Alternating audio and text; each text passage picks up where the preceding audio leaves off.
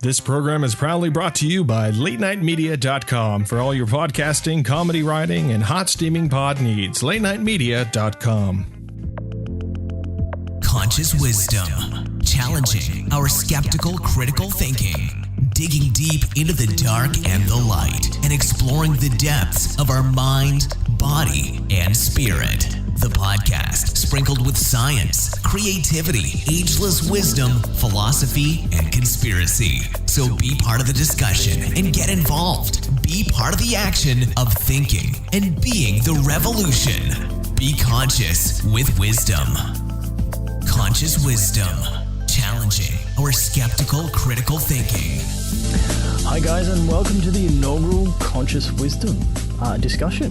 Hello. Hi everyone, team. Hey, We've got a nice team today together, and on my left we have the wonderful Josie. Welcome to the show. We've got Greg as well. And, Hello. And Dr. Gemma. But do you want to be a doctor today? Yeah, I can be a doctor. Why not? Whichever you want me to be. I don't know if I can be a doctor, but we'll figure that out. Can I later. be a professor? Yes, you may, Professor. I will state you as Professor Greg every second we do this, Professor Greg.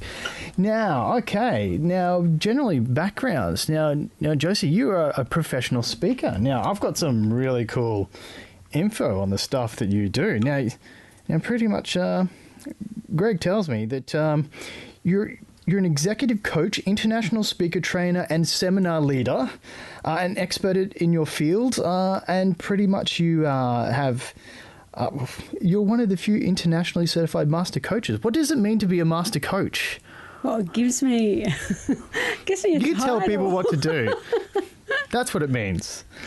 There's an international body called the International Coach Federation, and they're like a regulatory body for people that are serious about the coaching industry. So to go through certification process, you have to be pretty committed. Okay, so it's I'm all one about of those commitment. committed. Okay. And also you have been awarded Coach of the Year for 3 consecutive years, and you were the Telstra Businesswoman State Finalist. That's right. Wow. Okay, so also here you have, is it, you do stuff with the brain. I do. I've just What is finished that about? my executive masters in the neuroscience, applied neuroscience for leadership. Okay, so for people out there who may not know, what is neuroscience? Neuroscience is the science of the brain, and it's looking at applying the insights that science gives us into practical everyday life. So you see the sparks, and where the sparks fly. If one isn't sort of working, they may be a bit funny. We see the sparks, but we analyse and articulate what it actually means to apply it in everyday life. Okay, wonderful. And so definitely in the leadership landscape, but I take it into the everyday landscape for the everyday person. So I just spent the last couple of years doing my thesis on resilience. So I come up with a model around. No idea what that means, guys. So if you're with me, that's fine. That's fine. Now, I also hear that you pretty much you had cancer twice. Yes. Now, well, how did you're here with us? So you must be a very good fighter. So what happened with that? Is it? I hear you may possibly have died. I did twice. Oh my God. So the first time I was 24, and I was given 6 months to live, and actually flatlined twice. Wow. And had out-of-body experiences. So I don't fear death. If anything, it's That's good. about Yeah. really embracing life and living fully that I'm more focused on. Yeah. Awesome. We can go into that, definitely. That's a fantastic topic. Now, Greg, someone gave me this awesome bio on you. It was, Josie. I don't know It's who only it 20 was. pages long. I don't know. For some reason, it was 20 pages long. Wow. But pretty much for you guys out there who don't know, this man and our wonderful friend Greg found his love of music making back in the 70s and 80s. So you came from when music was pretty weird and good, and toured with bands, moved to the music business for over 33 years. 33 years in the music industry. It just sounded good. 33 is Well, very that just powerful. means you're awesome. Because if you last 33 years, And old. it just means you have a lot of antibodies in your body to get the alcohol out, doesn't it? That's right. Okay, Absolutely. nice. You've been lovingly married to Julie for 35 years.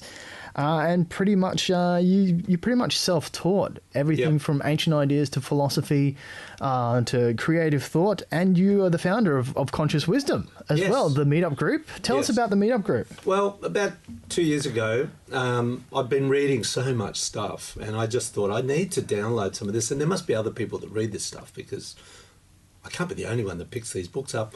So I kept bumping into people, and I invited them along one night for a cafe sort of get together, have a food to eat, and there was about 10 of us, I think, the first time. And we just basically talked random topics, and it went everywhere. Nice. What sort of topics do you guys go into? Well, Obviously, it's similar to what we do here at Conscious Wisdom Podcast. So let's say we explore what people know about, let's say we'll pick a topic like theosophical, and what does Okay, that mean? yeah. And then we'd go, okay, does anyone even know what that means? And we'd break the word down, we'd talk about who bit of started it. linguistics thrown in there, which is how words are put together. Yeah, and we that started kind of thing. exploring that. And Okay, yep. Rosicrucians, Masons, different thoughts and faiths and religions and myths. And we just uncover some amazing people that have existed. And we would talk a lot about them, their ideas. We talk about science. And funny enough, I didn't even know at that time that we were really delving into philosophical sort of discussions. And I didn't even know even the depths of what philosophy meant. And even that word alone, we unpacked that. And when you unpack it, philo is Latin for love of, and sophical, Sophia is Latin for wisdom. So love of wisdom is a very simple term for philosophy. And Nice. there was a guy called Manly Palmer Hall who sort of excited us because he wrote a book called The Secret Teaching of All Ages, and in the beginning of that he talks about the love of wisdom. So I think that's been sort of... So it helps spark you. Yeah, it got us all fired Getting up. to do stuff in a room. Hopefully there's no cakes thrown at people, they're eaten. No, we haven't done that. No thrown food. I'm sure there are in some circumstances. So the group's grown. We started with a small group. We've got about 150 in that group that we've been meeting every fortnight. And it's just on pause at the moment. We're just holding it off because we're starting this Conscious Wisdom podcast and we've got other things going on. But then we started a meetup group, and that's got about 300 members. And I think the most in realistic we've had is probably about 40 came to one of our events. And we were Awesome. dealing with a range of topics which we can talk about across the night, Wonderful. Perfect. Now also we have Dr. Gemma Regan. Awesome. Now, Thank see, you. I didn't get any kicks under the table from that one because there is a president that may get kicked by Gemma later because of how he says his name. I'm not saying who that president it's actually is. spelled differently as well. Oh, okay. I should have researched that one a little bit before I came in. Yeah, you can kick me later, Gemma. Okay.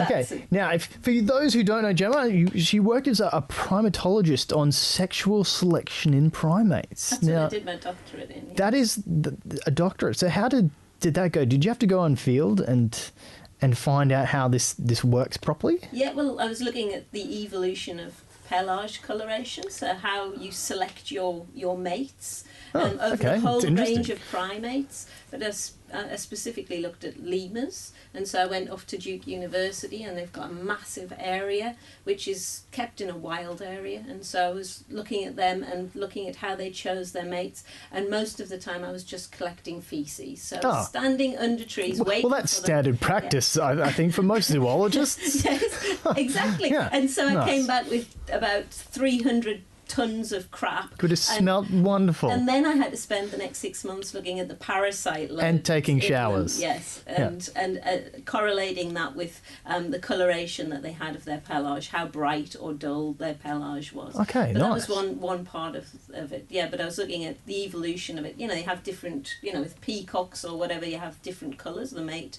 the female's often choosing the brighter preen. mate. Is it preen? Is that a word I'm allowed to use? Preen? Sounds Yes, good to you me. can use I'm preen. sure it's. I might be giving some weird Preens to advertising make yourself advertisement look for nice, like yes. some detergent, but we'll leave them alone. Okay, so also you've been investigating the paranormal and supernatural for over 20 years, and you work as a UFO researcher. Yes, paranormal- UFO Research Queensland. Nice, and obviously you're yourself a paranormal investigator. Yes, that's right. So I go to people's houses or places of business. Do they let you in for like you just? They invite There's a ghost in there. I'm going to go through the window. I don't care. Usually I'm invited Okay. to these places to try. Often it's a psychological thing, you know. If you've got families, they're really worried about people seeing, their children are seeing ghosts or whatever. So often you're going there to hopefully allay their fears that there might not be anything there to be scared of. But often I'll go to different places of business and explore the paranormal, do all sorts of things. I also did a bit of science as well. I worked as diabetes research as well, so I've done straight science, and I'm now a sleep scientist. Oh, okay. So you have a lot of weird kind of scientific, paranormal mixing together. I'm a dichotomy, so I have a Do you get scientific conflicted? head, but absolutely. But I always go with the spiritual side in the end. Okay, nice. The touchy-feely stuff. Nice. Okay, and I guess to give a breakdown myself, I've been a self-taught researcher for, since I was a child, really, delving into the secrets of the universe in any possible way I can. Studied alchemy, anything from looking at science to looking at conspiracy. I love that stuff. Any of the hard questions that people yell at you and say you're wrong, there's got to be something to look into.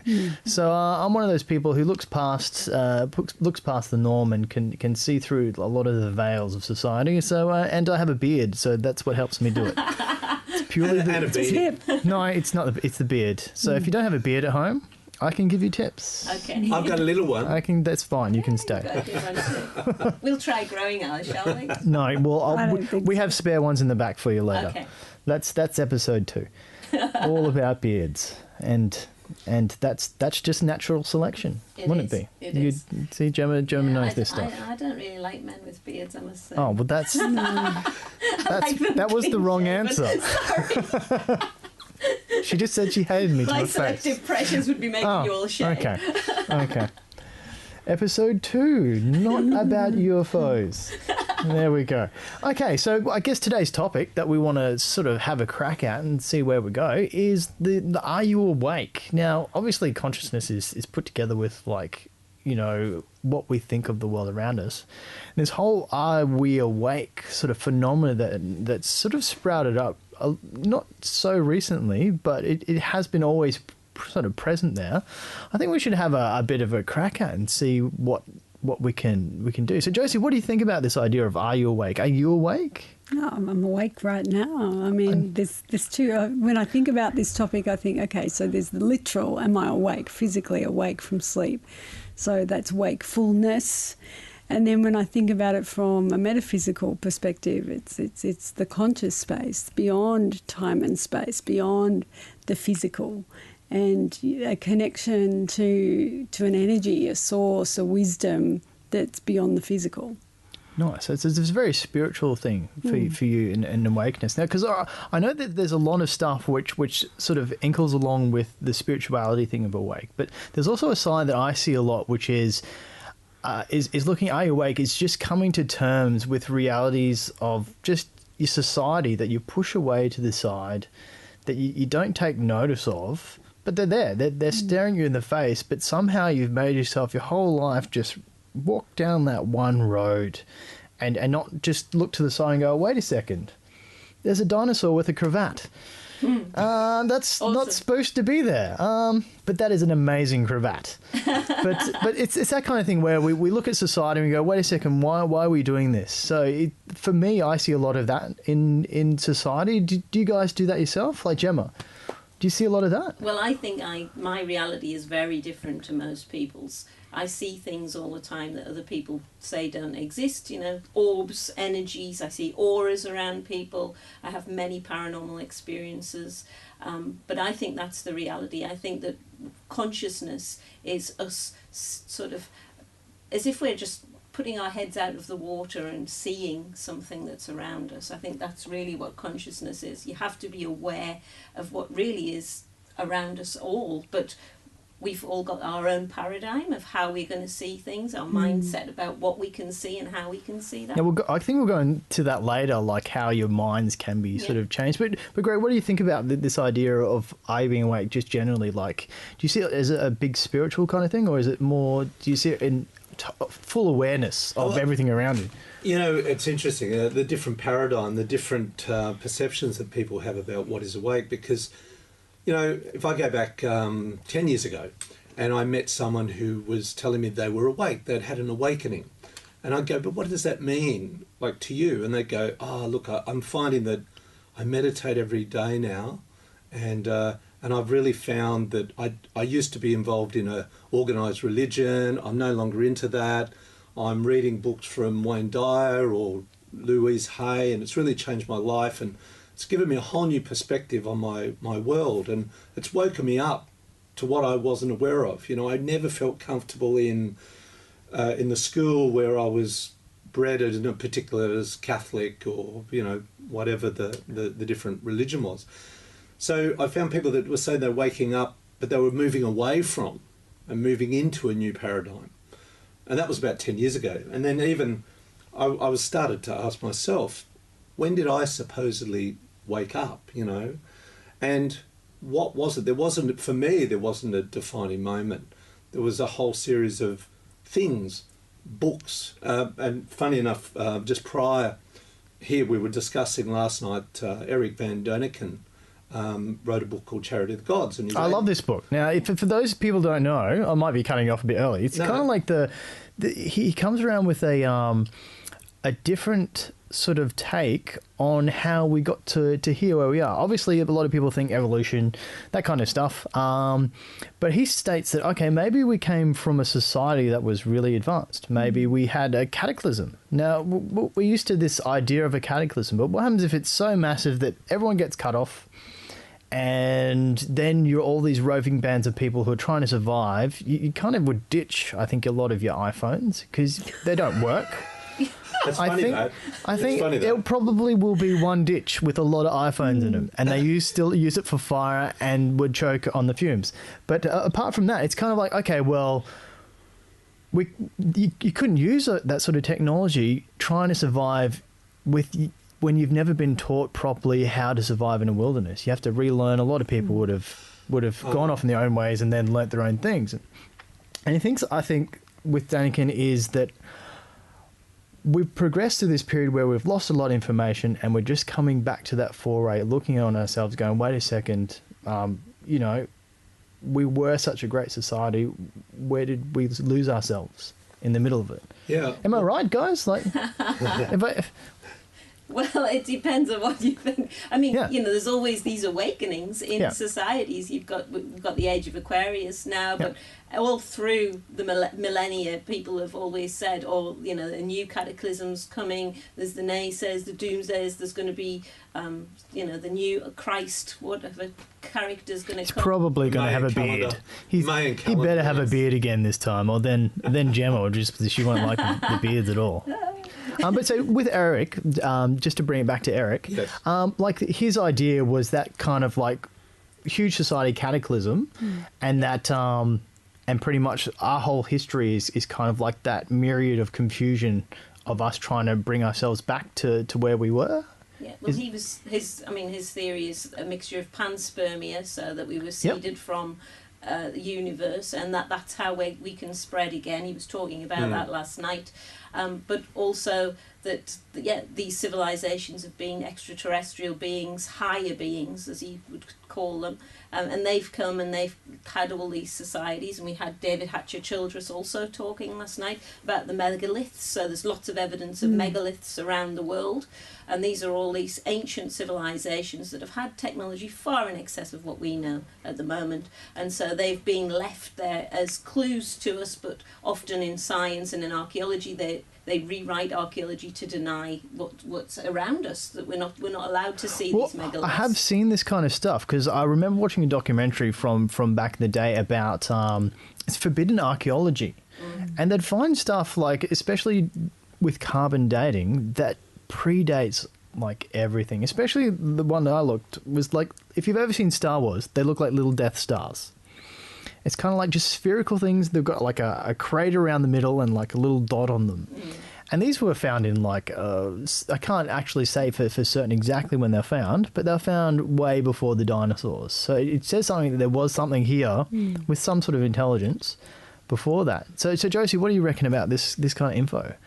Look, I believe that there is a lot of information, a lot of consciousness that we are not even aware of. I think when you tune into what we think we know about life and where it's come from, there's more questions than answers, and the more you learn, the more there is to learn. And actually, it's interesting because that point I was going to make before we sidetracked into Eric de Van Duyken was that was a defining moment for me because his book was written in 1968. It was about 1972. My dad bought it for me to read, and we talked about it, and it was offering up these new concepts about the way the world could have been, could exist. And I think even though I didn't file it away and get excited about it and follow that path, but I knew the world was not the way people were sort of portraying it, getting a job, watching TV, just, eating food without any thought. So I fast-tracked to about maybe 10, 15 years ago, and these other ideas started coming into my mind as I'm reading about successful people over the centuries, Benjamin Franklin or Sir Francis Bacon, and you started reading and you're getting deeper into people like Dr. John Dee, and people, you never heard about this at school. And I started to get excited. I'm thinking, am I the only one who's just uncovered this guy? Why didn't I hear about this man, Oh, it's amazing how many people do actually get written out. I think the guy who invented the phone, there's two of them, and they just went, we don't like that one guy. We'll leave him out. Everyone like this guy. Absolutely. And you're like, wait a second, they do this, and it's true. Like, if you look into it, there's a lot of that. And as there's a huge awakening about Nikola Tesla. And his fan favourite, I think. Yeah, and that sort of thing is part of this awakening. And more recently, it's realising things like even health and how toxic food can have an impact on cancers and heart conditions and stroke. And your wellness can be decided on the right decisions you make in terms of being aware of growing your own food. That's actually a really good topic. We could do a whole episode on that sort of stuff. Yeah. But back to let's go back to some forbidden archaeology. Now, I've just found some stuff on the internet. It's about skeletons. Now, have you guys... Well, I spent the weekend with Von Daniken. Yeah. Awesome. Patcher Childress. Yeah. And we went down into Stephen Strong. So, been doing some research with Stephen and Evan Strong. And what do they do? They have, it's called ForgottenOrigins.com, and they do research on the original people. So the Aboriginal people, and I agree with them, are the original people of the humans. So they're the original human There race. was a documentary that just came out recently, and I think it's called The Greatest Story Ever Told. That's exactly this. Is that theirs? That's theirs. Awesome. Yes. Okay, so cool. we went. So there's a lot of things that's been happening recently, but we went down there to meet with them, and we were showing them the Gosford glyphs. Now, the Gosford glyphs are an area just near Gosford that have Egyptian glyphs and a tomb, and they're supposed to be thousands of years old, preferably 10,000 years, maybe more. There's lichen on them, so we went with them and took them, and Stephen Strong specifically was showing them the glyphs and seeing what they thought of them. And David Hatcher Childress, who's of Ancient Aliens, he wasn't very keen on the idea that the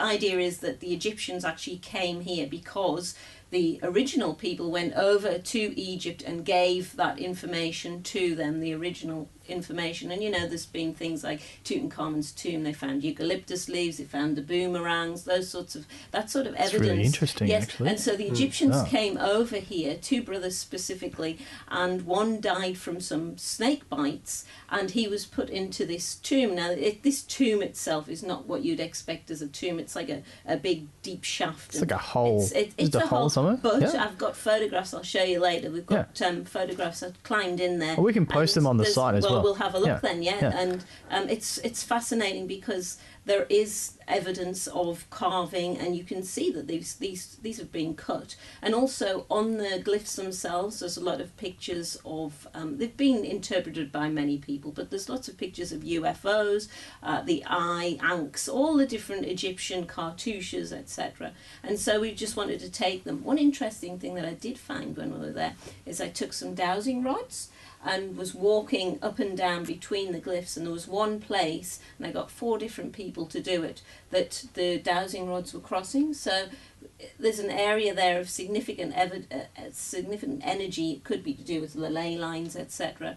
But there's a lot of reasons why that place was put there. So Why? Because this is in the middle something now. there It's that's about a lot different, yeah. It's about 4 kilometres or 2 kilometres walk in from, and it was an area that was about to be developed. They only just succeeded in not developing it last week. But Eric was very interested, and for an 80-year-old bloke, you know, I was helping him go up and down Pushing these rocks. elderly other people out of the way. Yeah, no, he's Doesn't matter. fantastic. You know, he attributes it to a bottle of wine every night and cigarettes. Okay, so that's how you get Eric von Daniken on your show. Just give him wine and cigarettes and back rubs. He's a That's fantastic fine. bloke, and you know, Awesome. his theories of ancient aliens and that they visited here. He has lots and lots of evidence for that, which Okay. he presented last night. So I'm kind of getting the idea that, okay, we had a lot of consciousness before, but we lost it somewhere.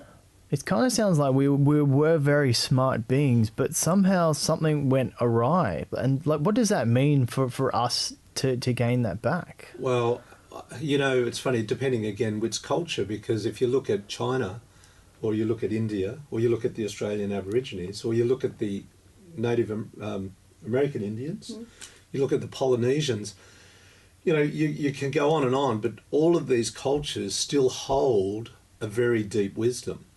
Like, a lot of them have not really even offered it up. Well, I know the Aboriginal don't really talk about any of this stuff. I mean, and they know it as a truth to themselves, but I know from other sort of people who are definitely Aboriginal that they don't tell the white people They a are lot at of the stuff. moment, though. Yeah, but this is the whole show with the grey story is that they're going, okay, this is what we know. Yep, Yeah. and it's that we're seeded from the Pleiadian system. So Okay, humans, yeah. the hominids that were here were seeded with from the Pleiadians, came down, they visited us, and this works with Eric von Daniken as well. That Okay, they came, so interesting, it could have yeah. been, you know, the time of Enoch, came down and seeded us, and then of course there was the great floods. There's all these cataclysms, and so. That's how we had this lot, you know, the Atlantean theories. We had this. Can I add on to that? And I mean, this is interesting, the part of the discussion when you talk about the Pleiadians, and I haven't been down that rabbit hole deeply, but just recently I'm reading another incredible insight from an author called John Lamb Lash, who's written about the Gnostics version of the world's history. You know, and I was listening to Eric last night, and I was trying to reconcile the idea that this well-researched, like John Lash is sort of like a Joseph Campbell, and Joseph Campbell, of course, was a professor in comparative mythology and comparative religion, 80 years developed the whole hero's journey concept. Well, John Lash is a similar version of that.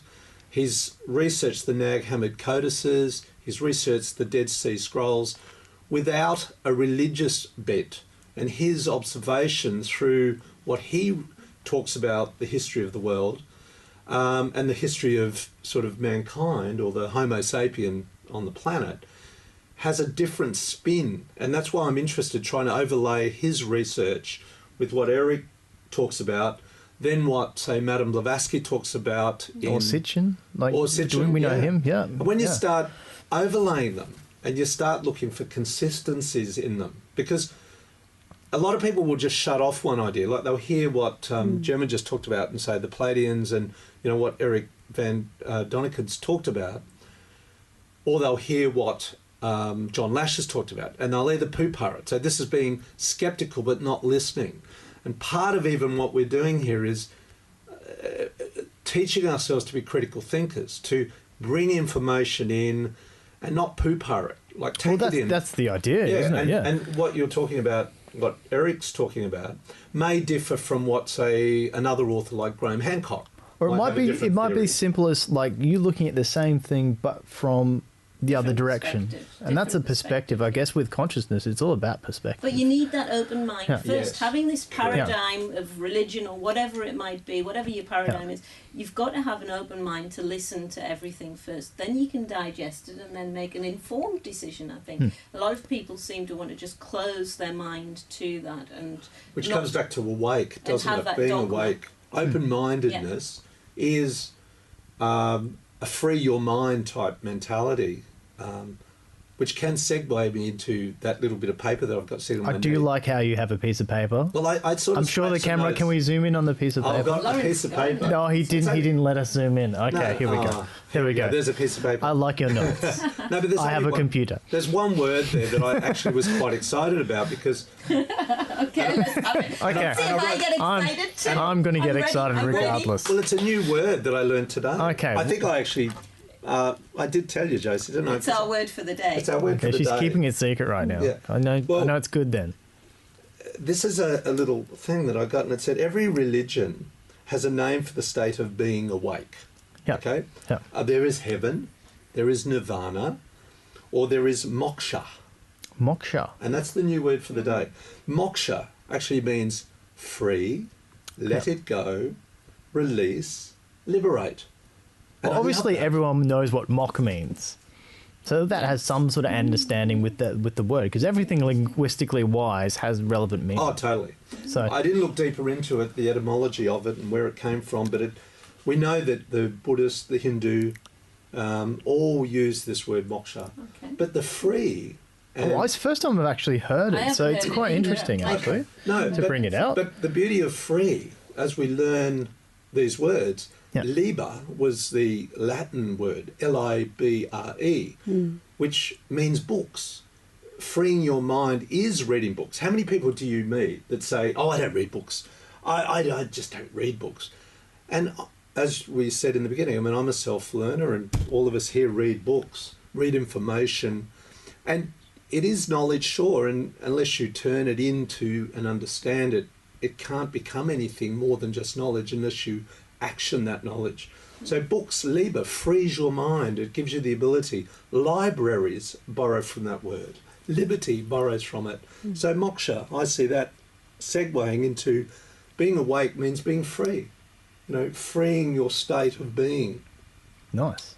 Well, I it's like one that interpretation. I do like that one. Now, I heard, Josie, that you have a bit of an Egypt connection. An Egypt connection. Told you that. Someone who may be wearing glasses. Yeah. Oh, I'm not wearing glasses anymore. I do have a bit of an Egypt connection. Because we were so- speaking about Egyptian symbols and Yeah. stuff before, and I thought I might bring it up. Well, my fascination with Egypt started when I was in grade 2 and I saw my first picture of Tutankhamun, and for some reason it just caught my attention and it never let up. And so anything Egyptian related, I was just immediately drawn to it. And then 20 years ago in April coming up, I was in Egypt, and as I was walking around and looking at these amazing temples, I had this weird sensation that I'd been here before. And it was my birthday, and I went down into the Valley of the Kings, and I stood over Tutankhamun's sarcophagus, and all of a sudden I was looking at the walls and I was overcome with emotion. Every hair on my body stood on end, and I started reading the wall with words that I'd never heard before and sounds that I'd never articulated before. I think I just slightly got chills. I did. I'm getting goosebumps. Did you just get goosebumps? Yeah, yeah. Okay, this is really interesting. It So what does that was. mean? In a conscious sort of level, it's like somehow you're tapping into something. You're being, And I had a lot of, guides walk up to me into my personal space and telling, saying, welcome back. And I knew I'd been there before. I could feel it. I could sense it. And it was phenomenal. Absolutely So you'd phenomenal. been back in what sense? I mean, were you just accessing the collective unconscious there, or had you actually been and lived? I had been and lived there definitely in a past life. And since then, I was introduced through conscious wisdom to go and see a past life regression facilitator. And in that regression, it actually came through. And it was, Wow, the level of detail that I was able to recall was just crazy. So how old are the pyramids really? Oh, look, a lot older than we believe. They are 200 years old. I'm going with the Australian model. 200 years old. 1788. The Gympie Pyramid. I was Mate. just at the Gympie Pyramid Yes. a few months Is there ago. a pyramid at I've been there Gympie? too. Yes. Really? This is No, real. hang on, I've This been is there. real. I've That been is there too. real? I'm with her. Gemma, That I've is seen awesome. it. I've walked I've it. done some research. Yep. Is it a big pyramid? I've No. never heard about the Gympie Pyramid. Oh my goodness, you've not lived. Where have I not we don't lived? get out. I'm going to this pyramid as soon as possible We'll take you because there. I may get some shivery feelings right there, and then they're Actually- like, You were the horse seller. I sold the horse. Well, that's fine. Well, you will, because there's a portal there which I actually identified on the top. A few of us went there and we've managed to find it, and there is a portal there. So interesting. So what a portal, like, but for people who don't know, what would the portal be? What is it? What does it mean? How I would define this as an energy. Okay, it's an energy that you can feel. It can be a gateway. Is it kind of like acupuncture points on the earth? Is that like, you know how the body has acupuncture points? You could see it like that, but these things can be placed there by different civilizations or beings, or they could be linked with the earth itself and resonating with the earth. But there's definitely an energy portal that you can sense there. There are people who say that it's being left there. Again, this is with the Egyptian. There's been Egyptian artifacts that have been found there. Really? The Gimpy ape. Yeah, you need to do. We can do a show on this. It's really this is why I love this type of stuff. You always find out these new wonderful things that you never thought possible. And I have an indigenous Gimpy friend. pyramid. I got a guide, an indigenous guide, took me up there. That's amazing. And a very sacred space to enter. Beautiful. Yes, you have to. Wow, I'm gonna do that. I brought a guardian back with me as well.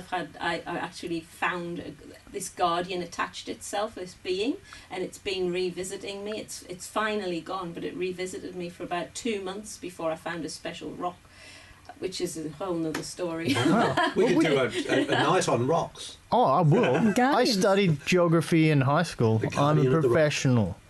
Okay, now I guess with guides and stuff, let's go into this a little bit. Like with consciousness, how do they relate to, say, our consciousness? Are they part of our consciousness? This sort of like an entity is, because I've heard a lot of things about jinns, about guardian angels, about like anything like that, and spirits. How does it all relate to our consciousness? Well, they could be just part of our higher self, as you know.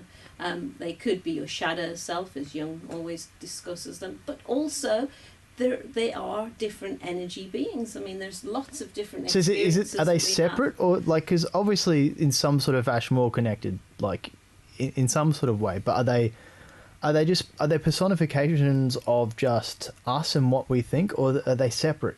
It depends what your paradigm is and what you see. Some people see angels and think that they're in a religious sense guiding them through their lives. You have people who have extraterrestrial beings who, again, are guides for them. You have all sorts of different entities or beings. You know, it could be past people who, like a grandparent figure or something.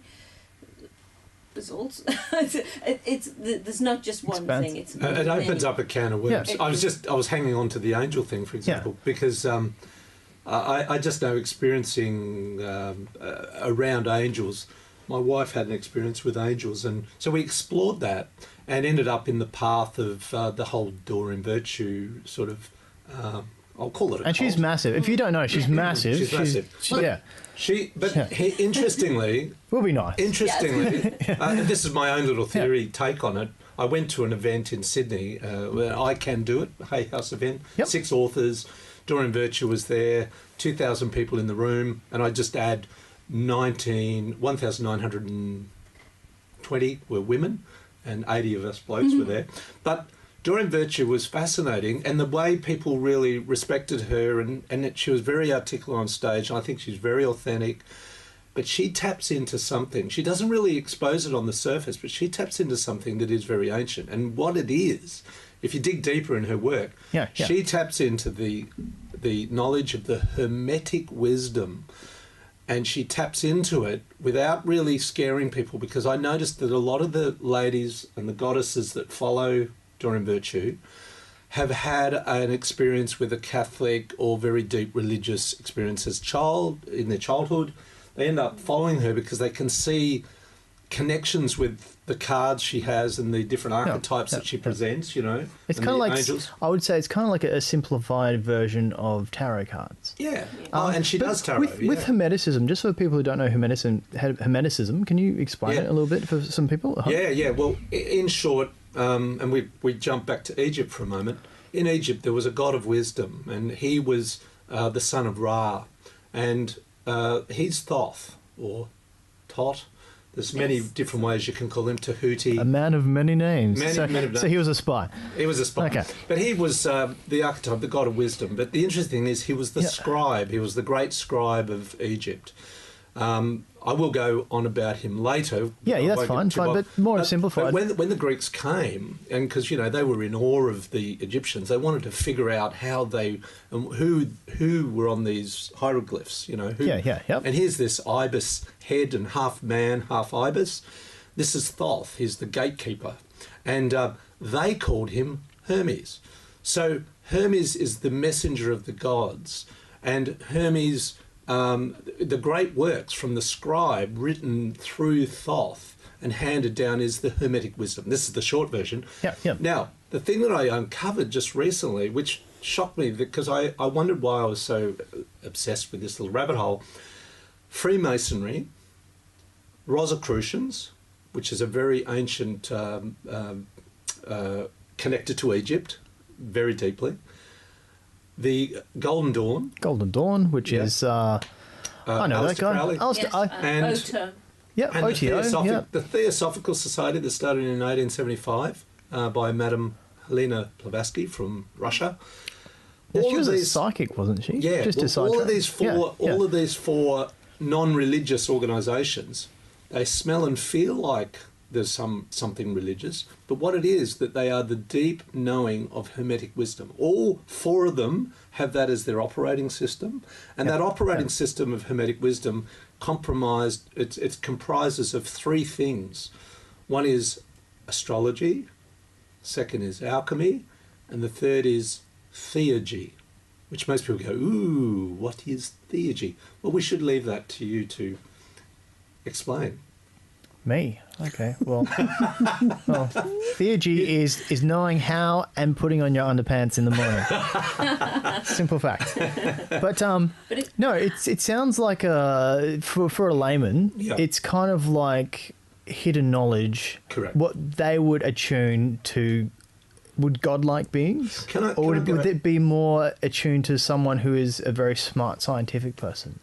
Look, can I just say that you're right about the word hidden knowledge, and I think we'll come back to words. Yeah.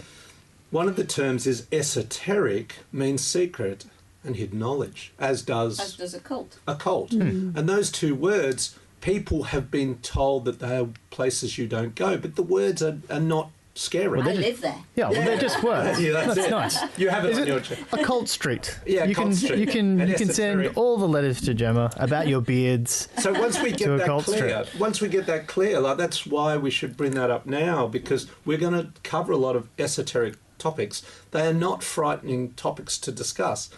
They are only frightening because someone somewhere planted the seed of doubt. It's like Freemasonry. The seed of doubt in Freemasonry, everyone goes, oh, they run the world. How can you be afraid of people who wear aprons? Exactly. That's all I'm saying. Well, the truth is about Freemasonry. Smith's quite scary. Well, she wears an apron. Oh, that's an English joke. Okay, now I'll look her up and be afraid. Freemasonry is really a brotherhood that cuts through religions, it cuts through cultures.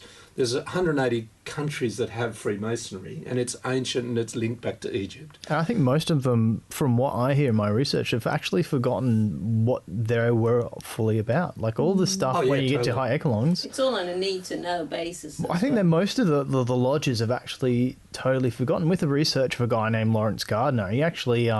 He's Sir Lawrence Gardner. He's been knighted. He's an Englishman. He's one of the foremost guys who does nanotechnology in England.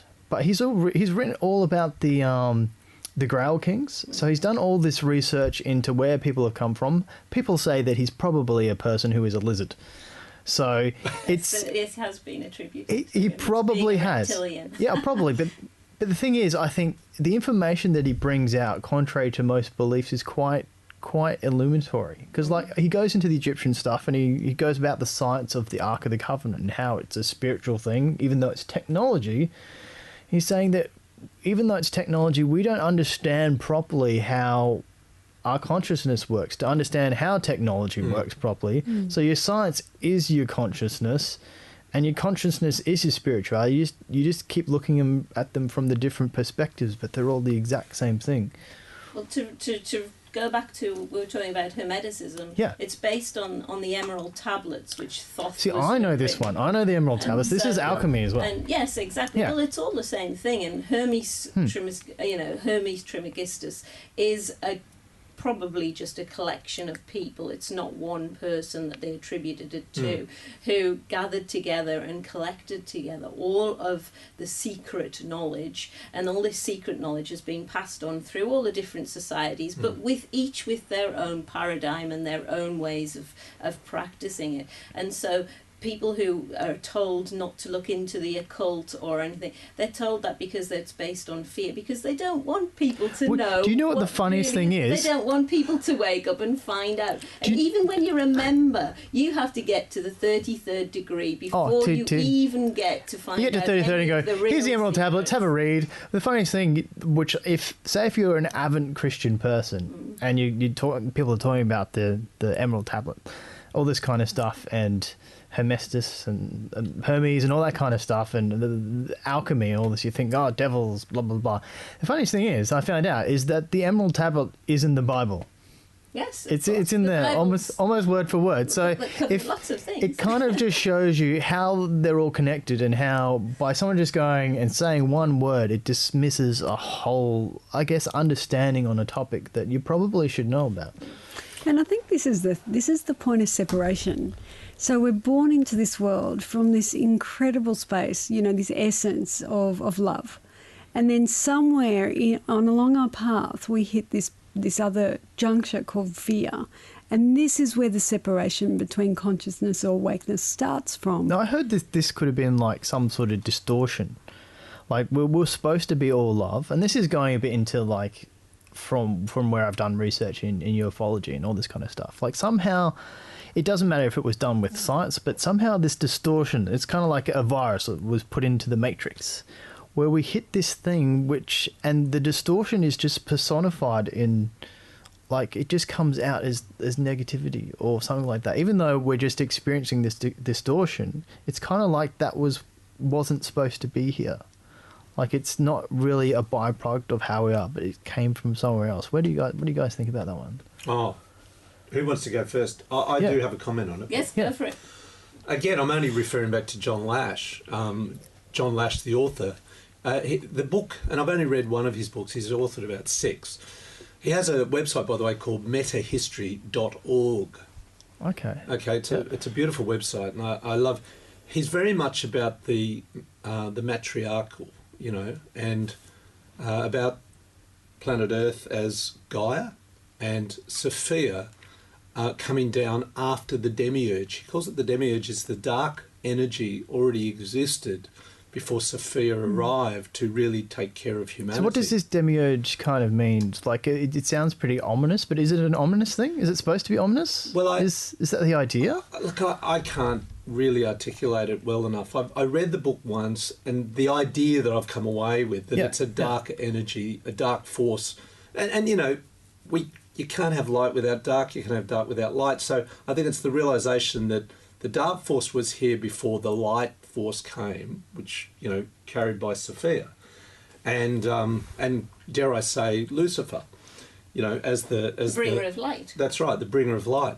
Isn't he supposed to be bad, though? No, but that's the thing. He brings light, but no, he's a bad fellow. To be the dark force. But this is the thing about words. But this is the thing about words. Yeah.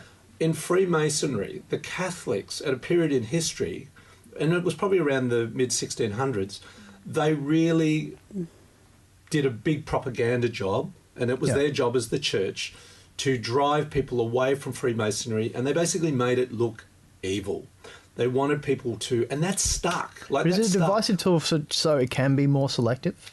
Like, to keep out the riffraff? Well, no, because... There's lots of riffraff in the Freemasons. Well, that's right. Most people are Freemasons. Well, I'm going to say... None of them have beards at all. Well, they have a lot of beards. Yeah. I need to probably enter this. I'm not a Freemason, but my father was a Freemason for 60 years. Okay, so he's in your family background. Well, I have I have the jewels from his. They have jewels. They have jewels. They call them jewels. Wow. And it's The called the family craft. jewels? It's the family jewels. I have my dad's family jewels. It's true.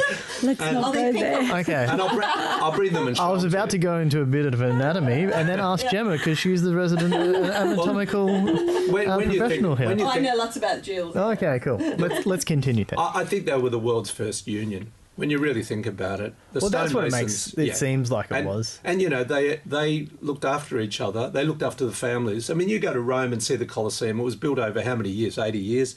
In that lifespan, that was 3 generations building the same building.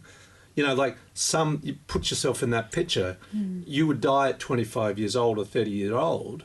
And so 3 generations of your family were all contributing to building the Colosseum. That's all your life was centred around. So you had to have some union that protected your family when you died and looked after you. It does sound like a good thing. Like it was put out there with best intentions. It's not like something that people should be afraid of to approach or to engage with. No. But it was also put out there to separate and to create some kind of exclusivity. And the second you do that, you create the separation. Well, I'm going to add another thing because I did some deeper research. And there are very strong female masonry that a lot of people don't talk about. But there are female groups in America that started in the 1800s as strong and as powerful as the Masonic Order. And the Sigma Phi, I think, is one it's called, and it's a fraternity base. And you don't hear about No, you don't hear about them. Ladies. And this is why we're wakening people up to explore these. These are not just hearsay. And I just want to clarify something on the word conspiracy and conspiracy theory. And these two words were joined together back in the 60s by the CIA. Now, this is not a conspiracy. This is a true fact. Oh, I know this. I can second this. And you I've bring this. that word, conspiracy is a real word. It actually means conspiring, 2 people or more conspiring to I can bring up the exact definition on it's Google, interesting. which could be conspiring against me to give me the wrong information. Exactly. Yeah, Okay, I'm going to bring out, because I have a computer here, I may as well use it. You may as well use it, Kris. But and the thing is, the example is when JFK was assassinated, and whatever the reason, there's 400 different theories about why JFK was assassinated, okay? Okay, I've got the word. A secret plan by a group to do something unlawful or harmful. Correct. I like this one. This is what Google puts out in brackets. A conspiracy to destroy the government. Thank you. Or it is the action of plotting or conspiring. Yeah. It's a real word. Yes. It doesn't mean you're a nutter. What they did by combining those two words, conspiracy and theorist, was meant to... You're taking away those two words, and Hollywood was part of play when they put Mel Gibson in that movie, Conspiracy Theorist, that you're a nutter. Now, anyone who asks a question about anything, and the JFK is a really good point, I mean, there's many others before that, but the JFK was a critical point in our history, in the world's history, particularly in the West, where something wasn't right, and people questioned that. And the CIA shut it down and said the official line is that Oswald did it. It's obvious. It's obvious that there's a cover-up. Yeah, and everyone else, we can dismiss that. That's just a theory. Everyone knows this. You know it's a theory. Yeah. But the thing that I see a lot, especially when I watch a lot of political speeches, they're using the word a lot these days, but I think people are really seeing through it because they're now, they're trying to attack people with free conscious thought. They're putting stuff into Parliament that makes that you're a free-thinking radical, which means that your free-thinking thought could be possibly something that's harmful for the government. Well, this is the war against consciousness, and I met with. So it's good that we get into this. Yeah. So what is this about? Well, he was over here, and I met with him and interviewed him last year, and he talks about it as being the conspiracy is all about. Controlling our thoughts, controlling us being able to access and awaken to our consciousness. So through mind-altering drugs, so LSD, all the psychedelics, which are ways of accessing those realms. Some people. So obviously, if you're trying to stop consciousness, you'd make all those illegal. Now, are they illegal, guys? All these drugs? Of course they are. Okay, so there seems like there's something. This is the war on consciousness. Also, putting in false flags and tagging little words like conspiracists and all the usual aliens, all the things that There's all these talk little about. points that come to make the whole. It's all about controlling how we think, and then all they want to do, really, everybody knows, is get us fat, get us watching in front of the television, getting us looking and thinking in their mindset.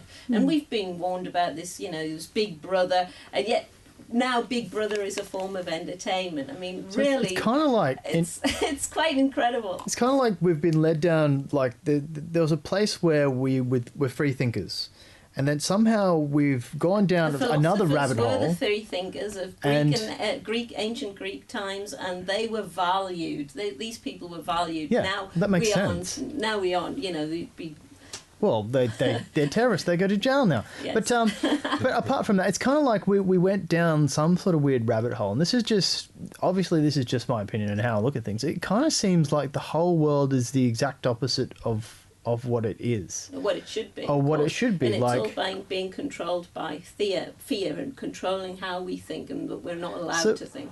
In Awakening, is it kind of like the idea that we're starting to see all these little signs? Because obviously, if you weren't awakening up to an idea, you wouldn't see it. Because like my parents, like when I was a young child growing up, and I went, I love conspiracies. Oh, I did this. I loved aliens. You know, in my office, I still have that. Have you had the opportunity to love aliens? Oh, maybe I have. I don't know. Well, I need to know. I need to know, because maybe. some people have had sex with aliens. That's a story for another time. Okay. But it's kind of like one of those things where I was always in that, and my parents, it couldn't even seem to go into their minds that was a possibility. These are walls that have been put up by societies, especially the American Western culture society, to stop us being able to think.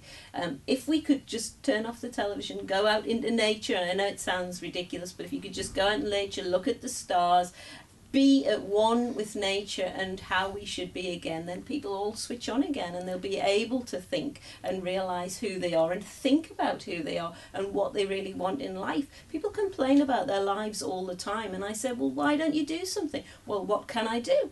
Well, what do you mean, what can you do? It's your life. You know, it's your choice what you want to do with it. I think that part of the awakening is empowering people to take their self-responsibility about it. You know, they go, what can I do about it? Because, you know, my boss doesn't let me, and go, well, hang on.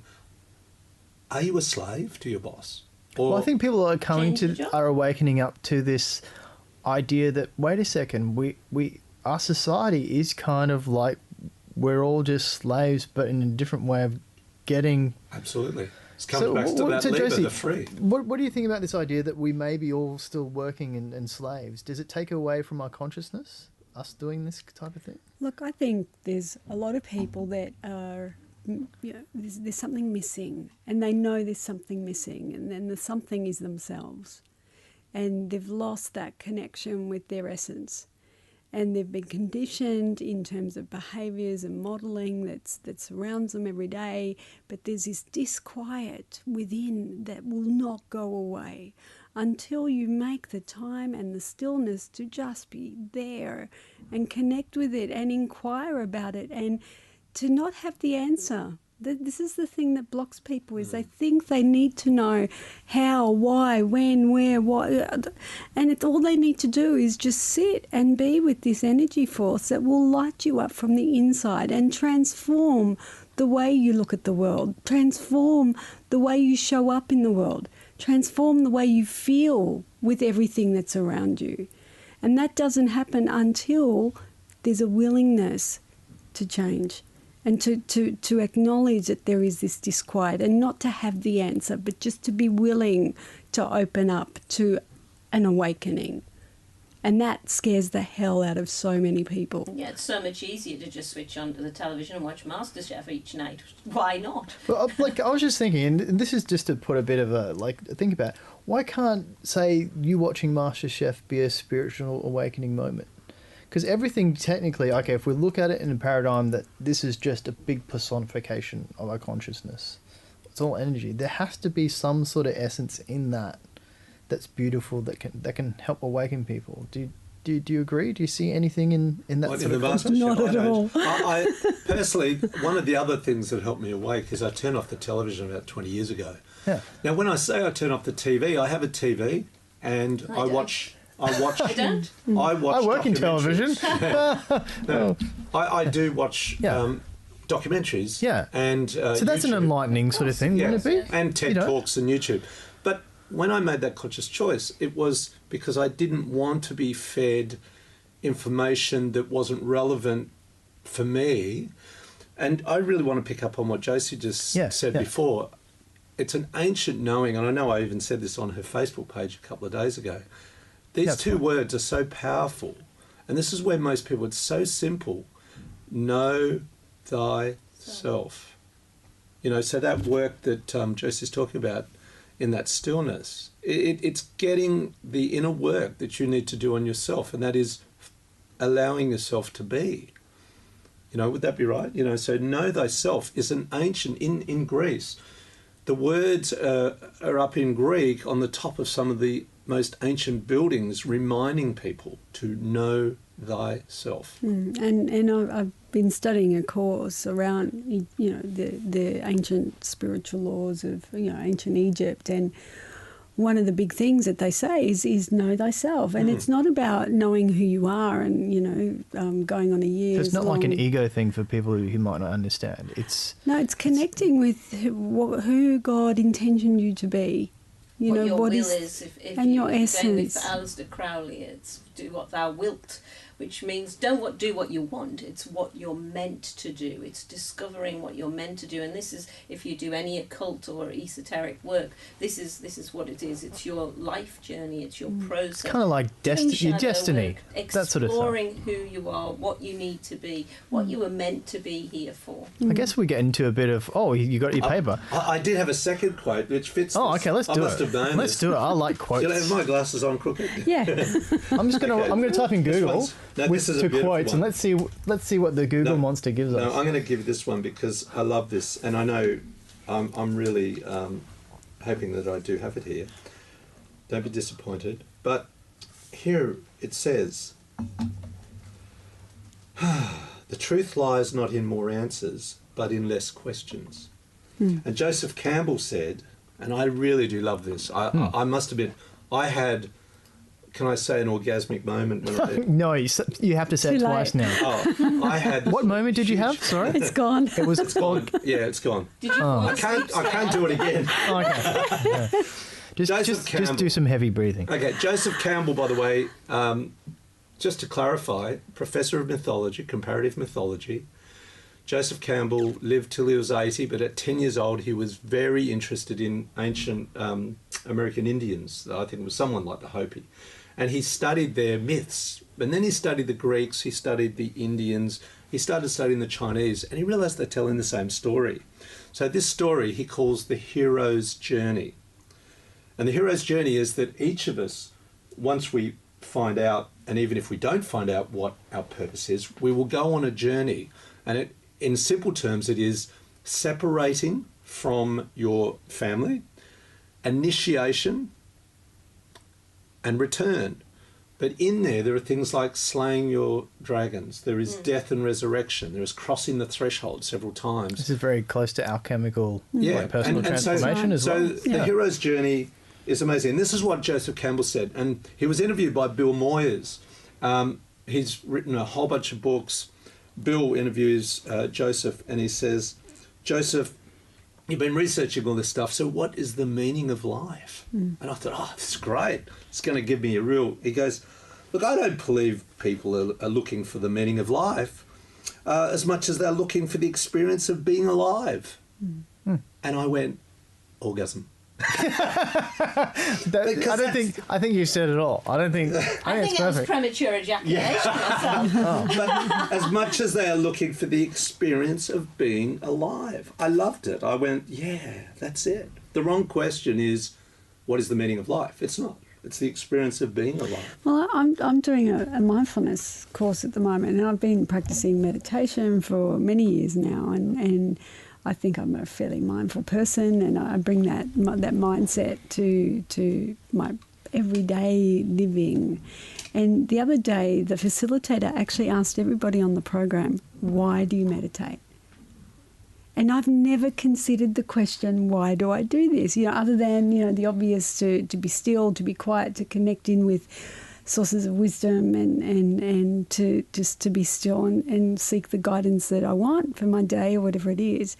And the words that came out of me was to be love, to just be the essence of love through everything. Nice. How I show up in the world every day. And even just saying that with you now, I just feel this expansion through my heart. I don't need to be anyone. I don't need to impress anybody else. It's just being the essence of that through how I show up in the world. That's a beautiful way to say it. Yeah, I was just going to say it's when I do it, it feels natural. It feels like it's the place that I've always been.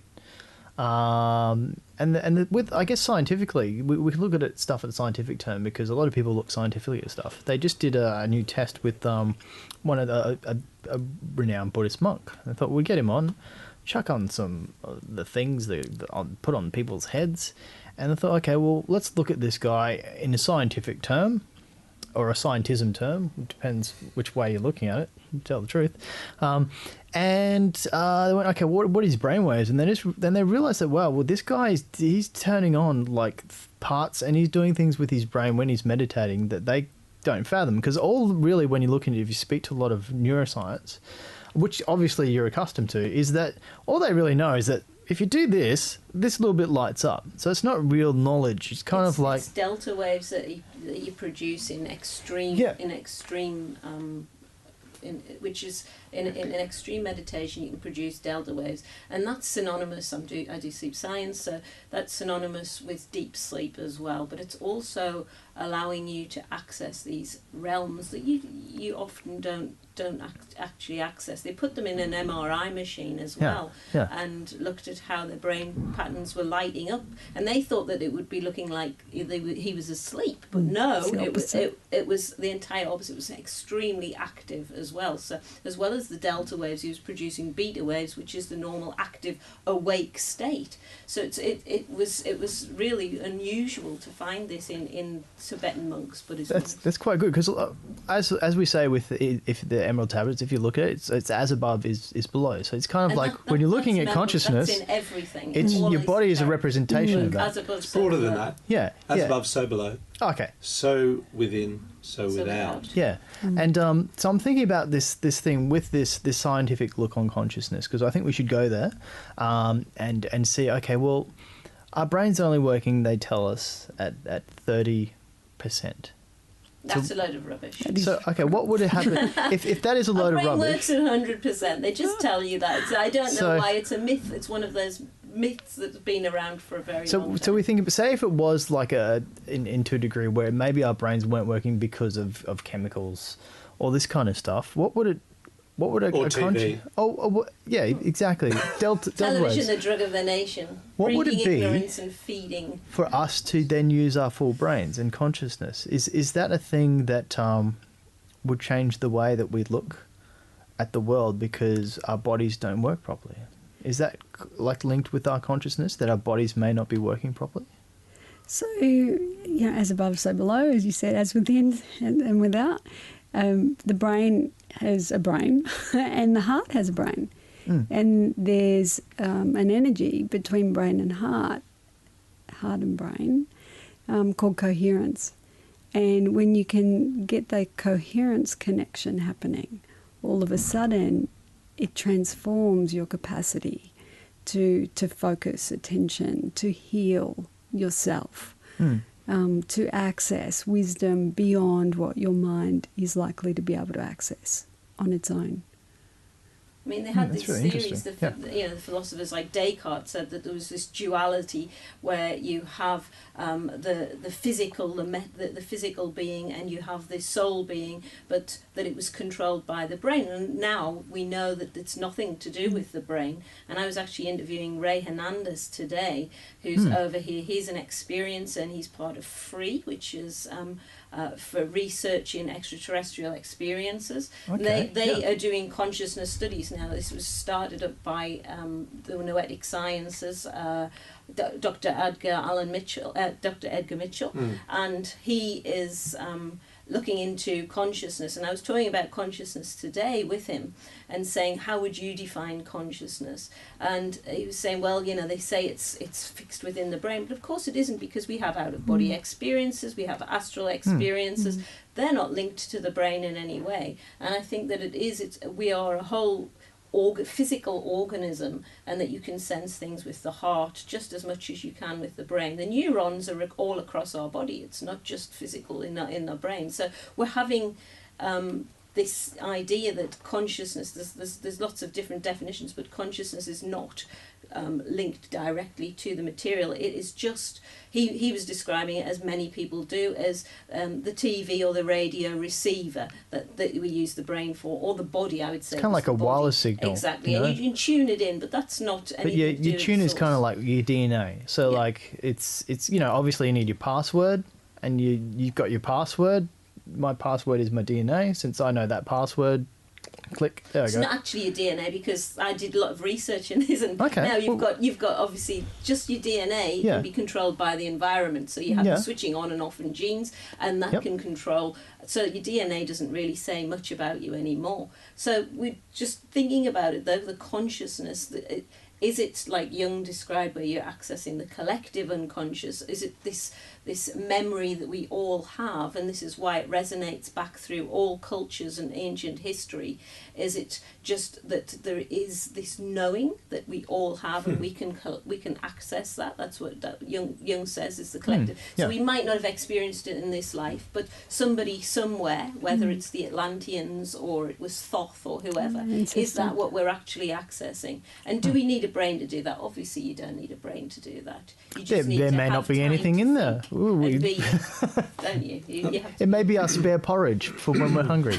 You never know. Just the combination there of Thoth, the Emerald Tablets on the book. Yeah. It's called The Last of the Great Atlanteans. Thoth. Yeah. The Emerald Tablets. Just to segue, so that a lot of the listeners who know that there's a connection with Atlantis. And for you at home, I'll put up a copy of the Emerald Tablet. You can download the whole thing. Or you can go, we'll find the size and we'll post it PDF. on the site. Yeah. Just so you guys can have a look and make a decision for yourselves. But sorry to cut you off there. Thanks. Oh, Greg? Oh, no, sorry. Well, if you want to talk about Emerald Tablets too, just something I've uncovered, and a friend of mine I sort of put him onto the Emerald Tablets. I'd only ever read it once, probably about 3 years ago.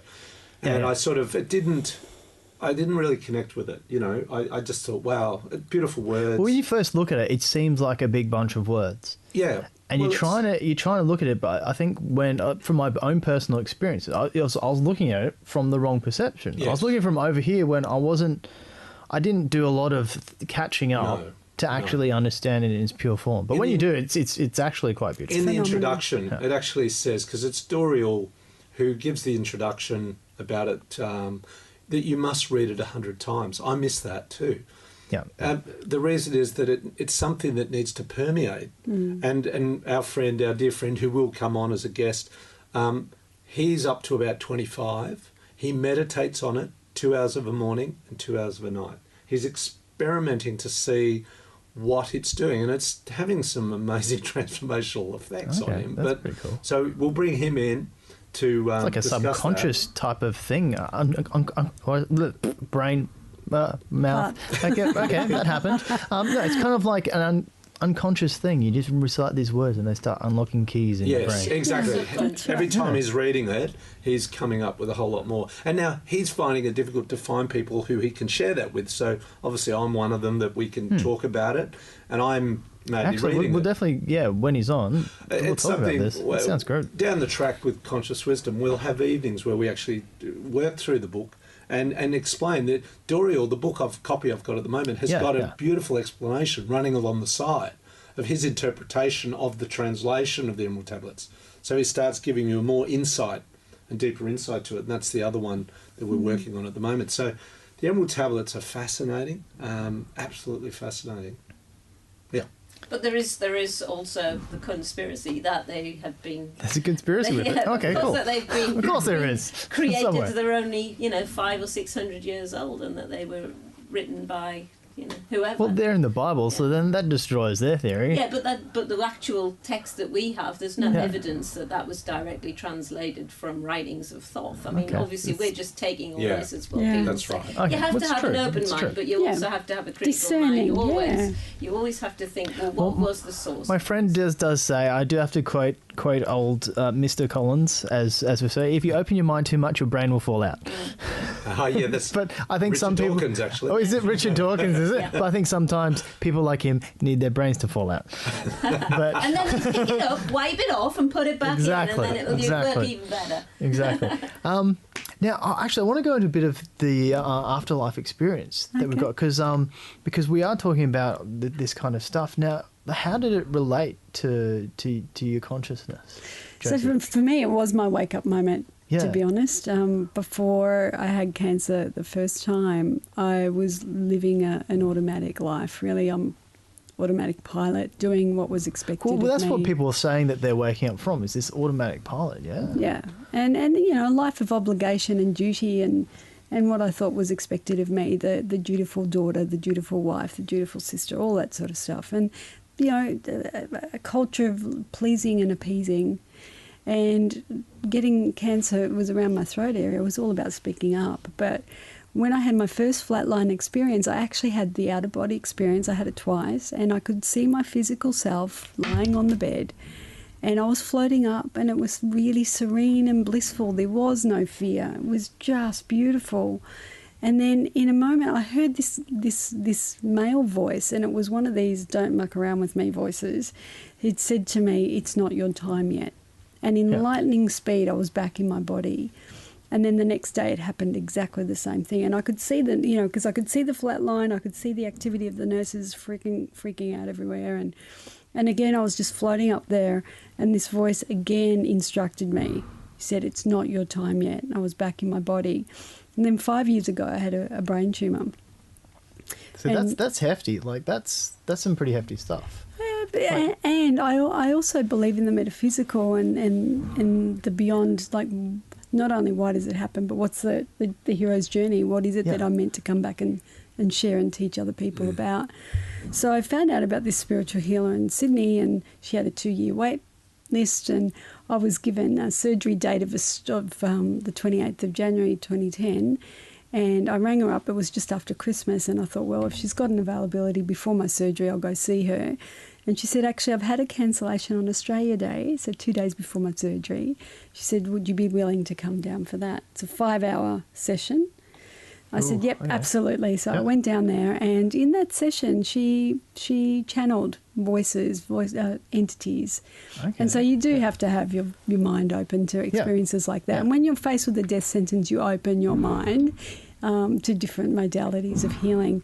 And anyway, one of the voices she channeled in, I recognised immediately, and it was this voice that spoke to me 18 years before. Well, that would be somewhat a creepy moment. So was it good? I recognised the voice immediately. Wow. Okay. And I think someone's banging to get our attention now. That's the wrestlers have decided to enter the building. Oh, okay. Yeah, I didn't realise it would be that loud. Wasn't the skies falling? But hey, no, that's the rapture, I guess, that's happening. So so this voice came to me again, and I recognised it immediately, and this woman had no idea about my condition or what was going to happen in 2 days' time. And the voice actually said, in 2 days' time, you will be given a choice, but you must decide. And that did my head in for a while. I sat there, and then apparently I was allowed to ask questions. And I asked who it was, and it was one of the archangels. And he went on to tell me a few other things, and I remember when I went into surgery, they'd put the screws and everything into my head, and they'd wheeled me in, explained what they were doing with the surgery, and then went out. And when the doctor came and saw me after the surgery, he said to me, "Josie," he said, "I need to ask you a question." And I said, "Okay." And he said, "When we put you out, you said something, and I want to know what it meant." And I said, "What did I say?" Because I had no recollection. And he said, "You said, I've decided." And part of the instruction to me was that in 2 days' time, I would be given a choice as to whether to leave and go back home because I belonged to his choir, or whether to stay and that my work would start in earnest. And I had no idea which way I was going to go. I felt pretty weak, to be honest. I'd made a will and started giving all my gear away, thinking I wasn't going to make it. And when the surgeon said he heard me say the words, I knew exactly what it meant. So that's why I'm here. Fantastic. That's incredible. Beautiful story. Beautiful story. And so, and that's been a really key insight for me as I work with other people, is that we are surrounded by choices every single day. But until we decide, until we actually draw that line in the sand where we step over it and say, you know what, this is how I roll now. This is just how I'm going to do life. It seems like the choices are more real than the actual actions. Well, everyone has desire. I want to be, enlightened. I want to be more conscious. But until we actually physically show up and take responsibility and own our lives, nothing changes. No, because you allow other people to control your life. You allow the governments, etc., to tell you how to live your life, and you accept it. But it's so sad that we think that that's the way it works. They want you to think that. Exactly. But the conveyor belt starts in primary school, unfortunately, because young kids are told... We can get on to education as a whole nother topic, I think. We'll have to. It's massive. Okay, well, Gemma's on that one. I was going to add a beautiful part that Mark Passio had said on one of his videos in relation to, again, what Josie had mentioned, was that he said, first you've got to come to your heart and know what it is that you really care about. From your heart, you as a person, as an individual, what you care about, what is really important to you. That's how to equally say, I'm finding my life purpose. Here it is. I bring it up into my mind and I then understand it. Now that understanding could take a few years, in study, in initiation, whatever it's going to be. And it's bringing it into the mind. And then it's bringing it down into the gut, which is the action. So it's the output, which is, again, comes back to this wisdom.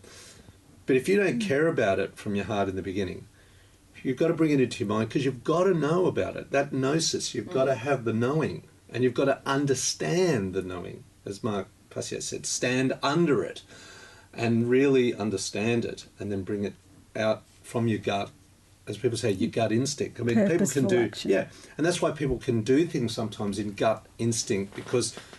It's already the care, they understand what they're doing, bang, that's the decision I'm making.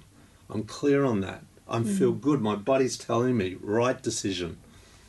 Yeah, was that good? Was that okay? No, that's good. It kind of definitely gets along the lines of the conspiracy factor that they keep telling you is like, you haven't been taught wrong, you've been taught right your whole life. But yet it kind of seems like we weren't taught right. That's the thing, you've got to disrespect authority. Well, that's always. Well, if you look back into a lot of the old quotes, it was all about you don't just take this exactly what we're doing to each other right now. As a teacher, I used to always say that. I did a whole experiment where I did with year 7s and year 9s. So I was a science teacher, and I would do the conspiracy theory on did they land on the moon. Now I know that there's a lot of conjecture with this. They didn't land on the moon, so that's one of the things I'm certain I know. However, I didn't tell them any of that. I would say, right, there's a theory that they didn't land on the moon and stuff, and we had a good discussion. Then I sent them away and they had a couple of weeks to do the research, and we'd have different groups and just say, decide between you. You don't have to make a decision, but I want you to find evidence for those things. And then we would have pointers along the way as which sort of sites you would look at and whether, what conspiracy really is.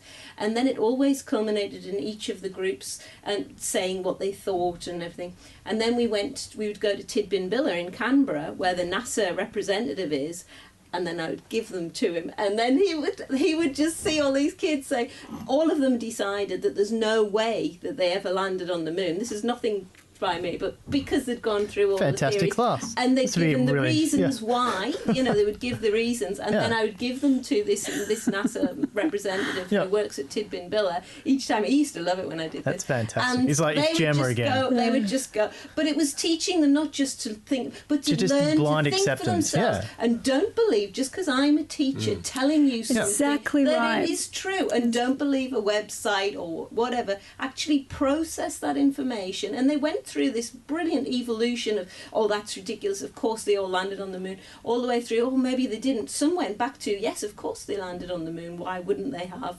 They say they'd. But some went through this, and you just see the different thought processes, and all of them it's good. learned to think for themselves. Well, I would consider that, if I looked as a layman, it's kind of like, sounds like an awakening, but just an awakening of their own power in the society. power of your own mind Or- and the power of yeah. your own choice. And also where you're giving authority for your own life. Like if I look at the piece of paper that they handed me in 1991 that said 6 months to live. Now, if I had believed those words, I wouldn't be here today. Of course. But I remember looking at those words and then looking at the doctor, and I said, how do you know that for sure? And it just came out of me it was not from my head. It was not from my head. And so that was the beginning for me to start inquiring a lot deeper and a lot further, a lot wider than I had ever been aware of. The body can heal itself. You know that. And The I body know has that. the ability to heal itself. You can use your mind to heal yourself. You're fully equipped to, but you're told that you need all these drugs and you need Yeah. to do this. See, this is, and that. we're going to And go that's into again, like a obviously, medical because episode. We need to because- do epigenetics, and Yes. epigenetics Yeah. is something that I'm writing as well. Genetics. Yeah. Okay, well, we know you guys can battle that one out, so that we'll plan that for the future. So stay tuned for that one. I'm going to say a hello to our lovely cameraman, Big Dick, and it's Bigger stickers. and we're gonna. It's pretty. Okay, his name's Richard, guys. So you guys know out there, it's not just because of anatomy, even though Gemma loves anatomy. Now, I've got a Especially big. bigger stickers. Now I'm gonna send off Put it away. biggest stickers to go battle these wrestling people and probably close the door from the back, if you could close that door. Yeah. And you could see Big Dick as he walks through. He is massive. I thought I'd just do this He's a mountain of a man. just so he'd get on camera as well. But if you could close that door, because the thing is, we have battling gods out, because we may be speaking truth. You never know, and I think maybe Zeus is throwing down some lightning smackdown. bolts, that's right. No, we have a lot of wrestlers going on in the background. And that's the bangs, guys. It's not the CIA trying to stop our production, or is it? Not yet. The Big Bang Or is Theory. it? Wait till they find out What who's did on. you do before you got here, Gemma? That is my question. Yeah, okay, no, just to tell you the true facts, because we could all be wrong. No, it is policemen.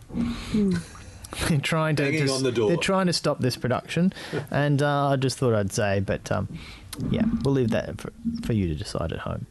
Now, I guess what also we want to do is like the hijacking of consciousness. How do we help ourselves fix this sort of problem, coming from like a layman's perspective? Like, say if you're a layman, how do you get yourself out there to get informed and to Well, I break think this paradigm? before we go into strategy, I think the thing I want to say is that there has to be a will.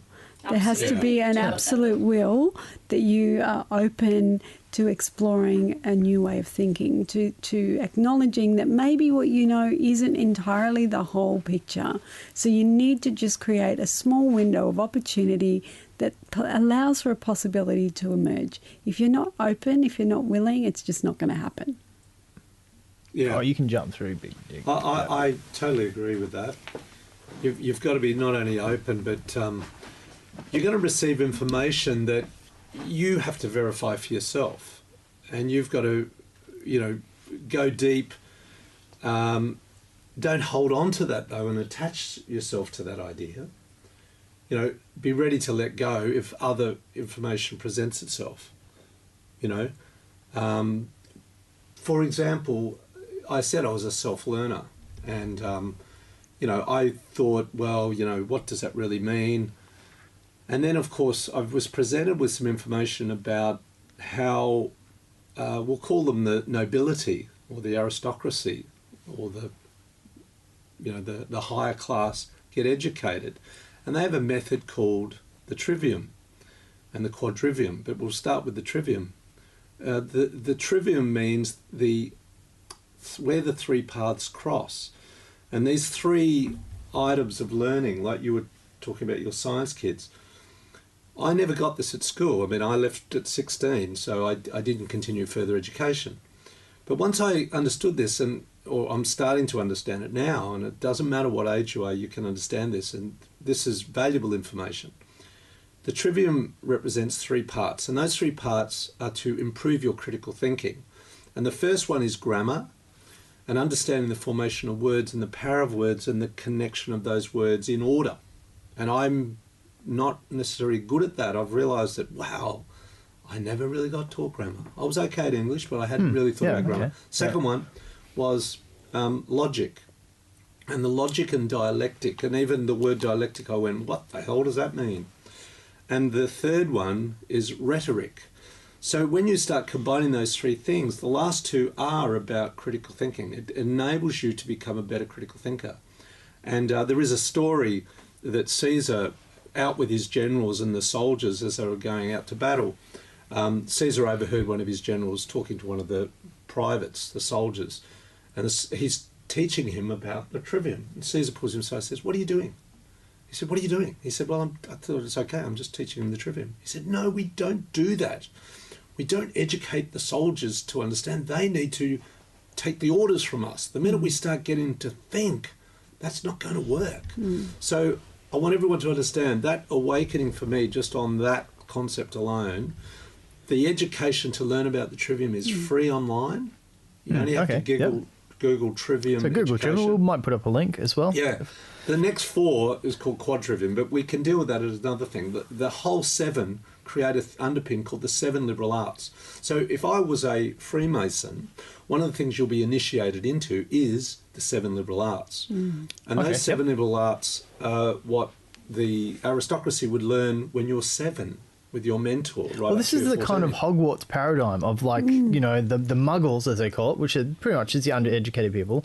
I'm assuming that the rich people, they live in a whole different world because they get taught this whole different world. And this is what you're getting at with this one. The nobility has been around for thousands of years in every culture. China's had nobility, Russia and India and the West.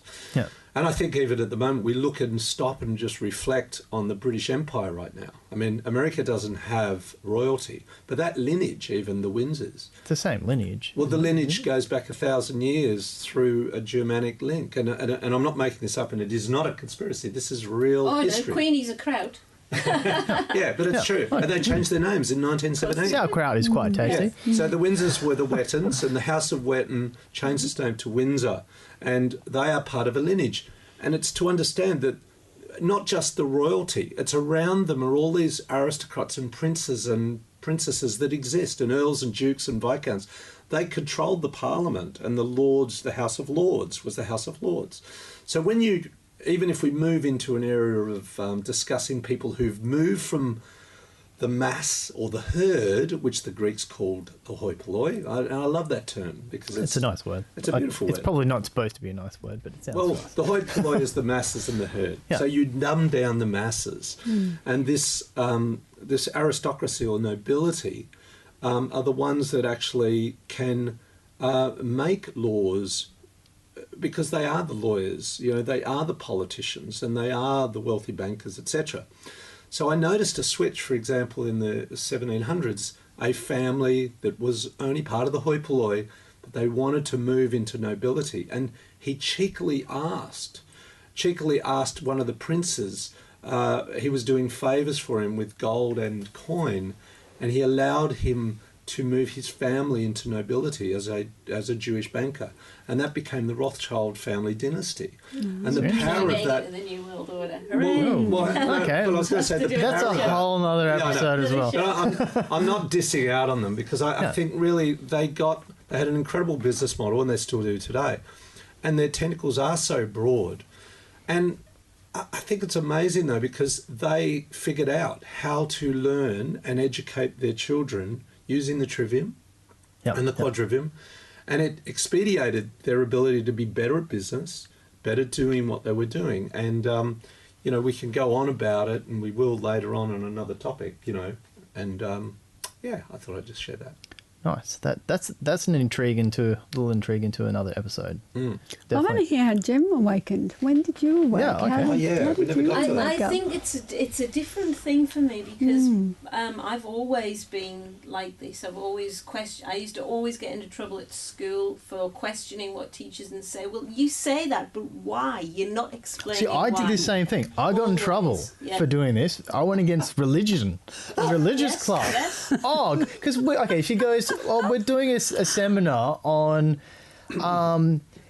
it's it's one of the movies where I think it was like William Dafoe, where it goes against the original Christian tale. And I went, okay, well, this is totally plausible. You know, you do the Chinese whispers and you're going to get this different information from what it originally was.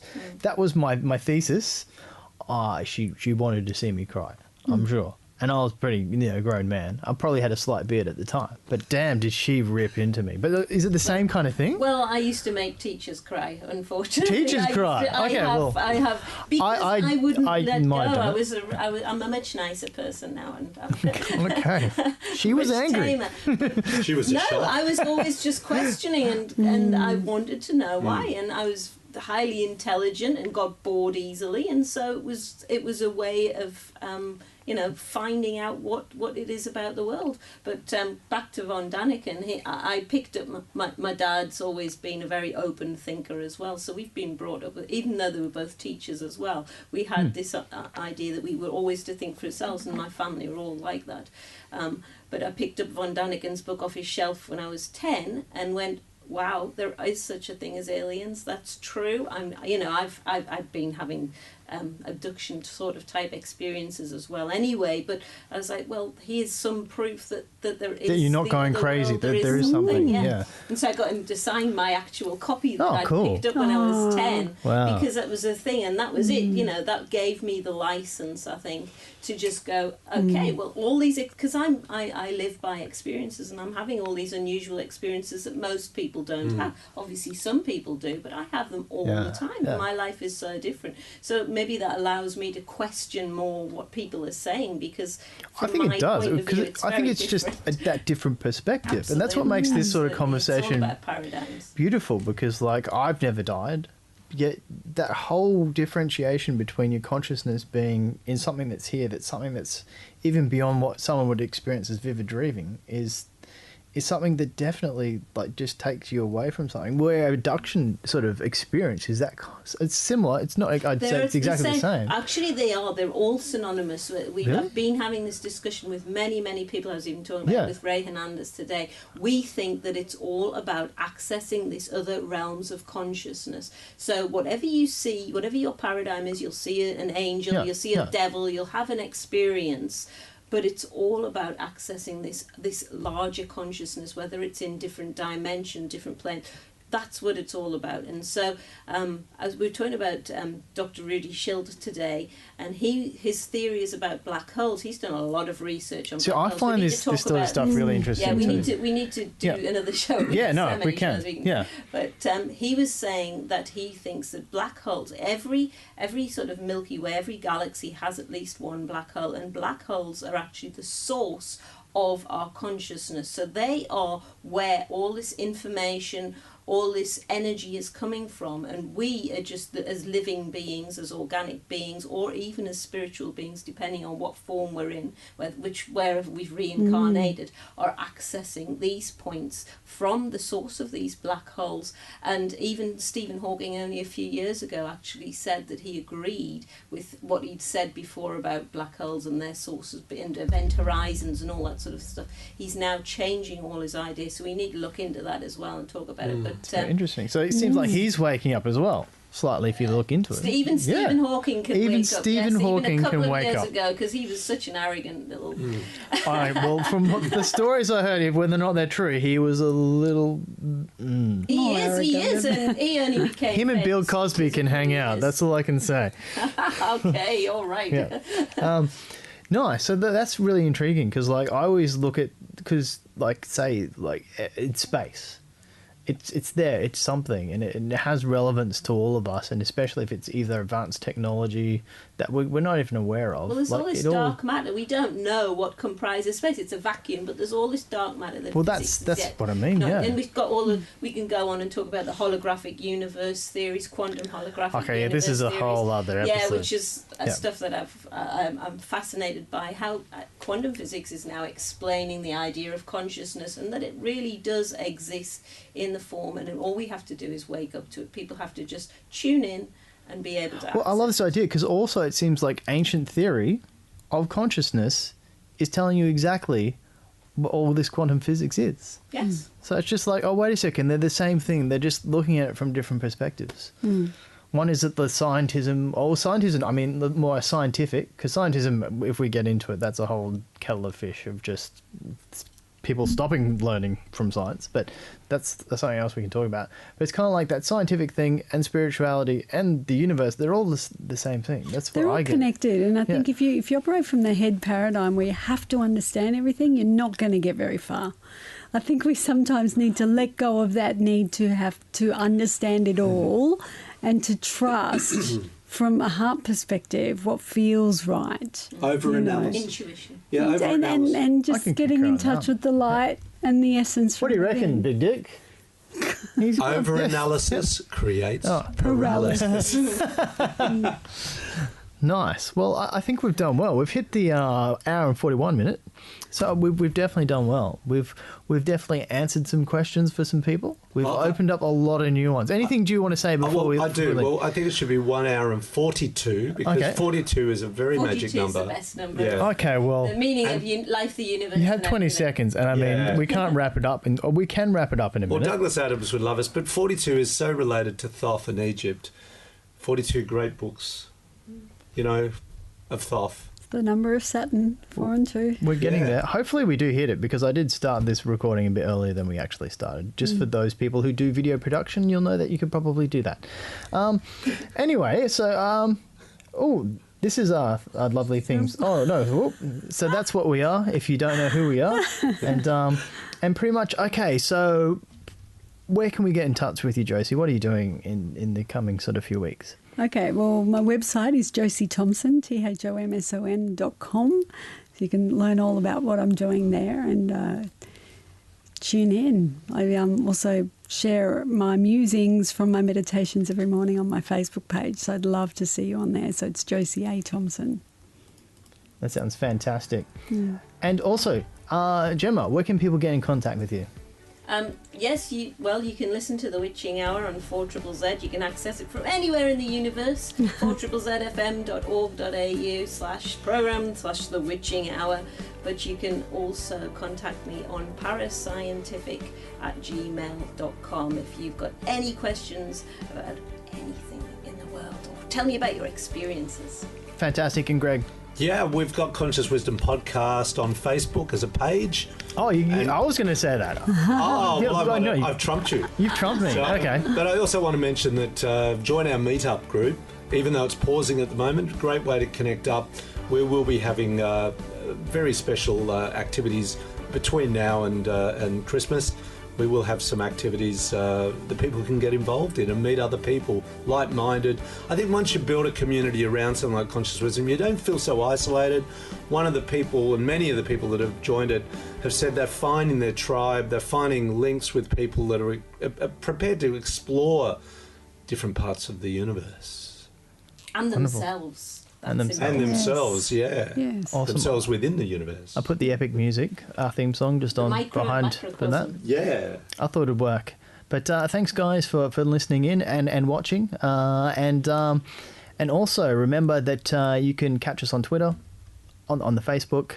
We've got all the links on the website. We'll put everything everywhere so everyone can be connected. If you want to be a guest, just get in touch with us, and we'd love to have you on. This is Kris R. Anderson with our lovely guests. Thank you for being on. Thank you. Yeah, And hopefully we'll hear from you guys soon. This is Conscious Wisdom Podcast. We'll see you soon.